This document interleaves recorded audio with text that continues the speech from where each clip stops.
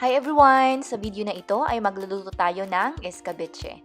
Natutunan ko ito noong nasa Pilipinas ako at yes, recipe ito ng tatay ko.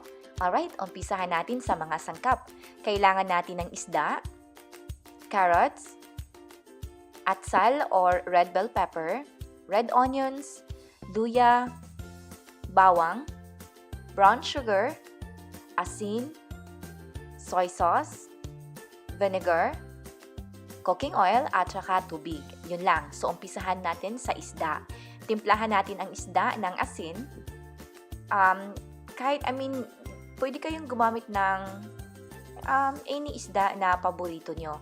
Kasi noong nasa Pilipinas ako, ang ginamit namin ay tuna at saka lapu-lapu. Alright, so pagkatapos timplahan, kuha tayo ng pan, lagyan natin ng oil. Once mainit na yung oil on medium heat, ilagay natin ang isda.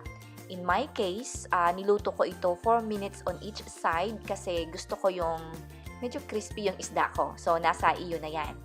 And then, kukuha din tayo ng another pan. Lagyan natin ng oil.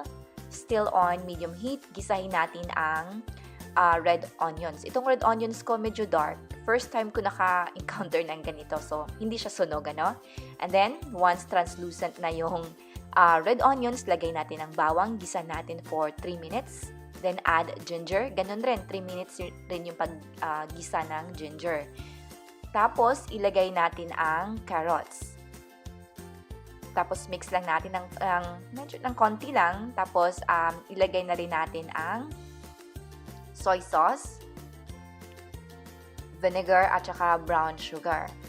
So, siya nga pala ang listahan ng exact measurements ay nasa description bar down below. So, i-check niyo yan as kumbaga guide lang kasi i-adjust niyo naman ito according to your desired taste. So yun, nakalimutan kong i-film na noong nag-add ako ng water. So lagyan niyo ng water and then lutuin natin ito for 3 minutes on medium heat. After 3 minutes, ilagay natin ang atsal. Sa atsal naman, ginisa ko ito for another 2 to 3 minutes. And then yun, timplahan nyo at i-adjust nyo according to your desired taste. Pwede nyo ibalik ang isda doon sa pan or i-pour in nyo na lang yung sauce mismo doon sa isda. So yun lang, napaka-simple pero masarap. Yung asawa ko talagang ubos itong niluto ko. Alright, thank you for watching!